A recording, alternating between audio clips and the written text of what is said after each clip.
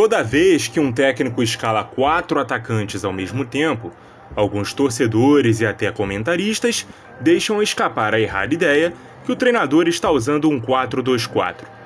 O sistema que foi muito popular nas décadas de 50 e 60 já não é mais viável no futebol moderno. E no vídeo de hoje, vamos entender os motivos para isso. Antes de mais nada, vamos entender a origem do sistema. O 4-2-4 surge no Brasil numa época em que o sistema da moda era o WM, criado por Herbert Chapman, então técnico do Arsenal em 1925. O sistema consistia em ter 3 defensores, 2 volantes, 2 meias e 3 atacantes, e se disseminou pelo mundo. Com as dificuldades de assimilar os conceitos da estratégia, e depois da seleção brasileira ter perdido a Copa do Mundo de 50 em casa, o técnico do Vila Nova de Minas Gerais, Martim Francisco, pensou na seguinte ideia para enfrentar o Atlético Mineiro, que usava o WM na final do Campeonato Estadual de 1951. Se são 3 atacantes e 3 defensores, e o jogo se decide nas áreas, vou recuar um dos volantes para a linha de zaga e avançar um dos meias para a linha dos atacantes. Assim, terei 4 contra 3 jogadores nas zonas mais decisivas do jogo. Surgiu assim as posições do quarto zagueiro e do ponta de lança. O Vila Nova venceu o campeonato e nasceu assim o 4-2-4, que ficou popular no Flamengo de Fleitas Solich, tricampeão carioca em 53, 54 e 55. Logo, equipes poderosas da época no Brasil, como o Santos de Pelé e o Botafogo de Garrincha, também utilizaram o esquema tático. O que também faria com que a seleção brasileira de Vicente Feola emulasse a estratégia durante a Copa de 58. Não à toa, conquistamos nosso primeiro título mundial assim, mas com o primeiro ajuste nos padrões. Lembra que no WM eram 3 defensores e o quarto elemento recuou por dentro? Isso porque os zagueiros pela direita e pela esquerda foram abertos nas extremidades da linha de 4 e, portanto, não tinham atribuições ofensivas. Suas funções eram unicamente marcar os pontas adversários.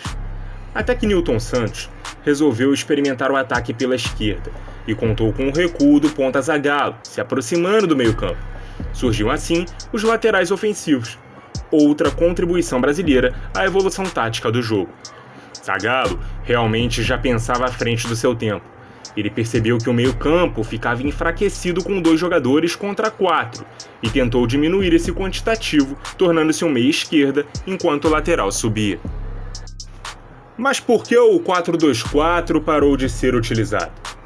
Em 66, o técnico da Inglaterra Alf Ramsey entendeu que seria mais interessante e equilibrado ocupar o meio com os wingers pelos lados, fazendo essa função dos pontas, mantendo os laterais na defesa e sem desocupar o setor central.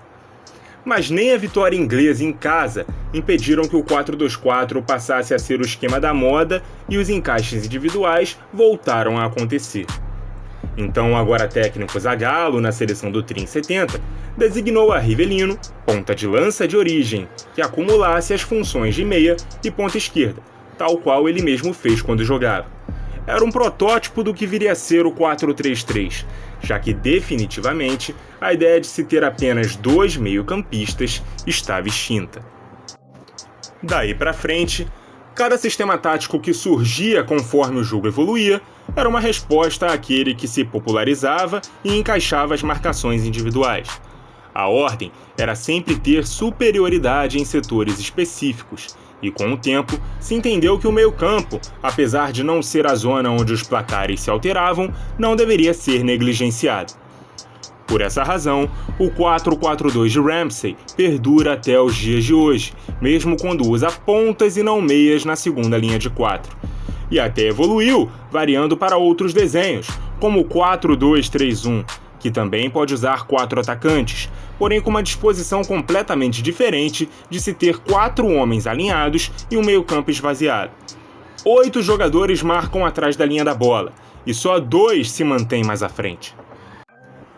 Uma versão recentemente usada do 4-2-4 foi no Manchester City da temporada 19-20. Porém, eu particularmente costumo chamar aquela versão de 4-2-4-0, mesmo que esta não seja uma nomenclatura oficial, já que ele não tinha atacantes de área. Os dois homens centrais da segunda linha de 4 eram os meias De Bruyne e Bernardo Silva, e a disposição da equipe era semelhante à de um 4-1-4-1, porém com um homem a mais entre as linhas e nenhum ocupando o setor de ataque. A ideia era atrair a linha de defesa para longe da meta e gerar espaços nas costas a serem atacados por esses meias e os pontas no mano a mano, que é sempre pior para quem está defendendo. A diferença fundamental é que no lugar de ter 6 jogadores atrás da linha da bola e 4 preservados na fase defensiva, todos os 10 jogadores marcam recuados e ninguém é preservado. Por isso, a não ser que seja num desespero de fim de jogo perdido e a equipe precisando de um gol de qualquer jeito, ninguém mais utiliza o 4-2-4 nos dias de hoje. A estratégia foi inovadora há mais de 7 décadas, mas hoje em dia é impraticável. Muito obrigado a você que nos acompanhou e até a próxima!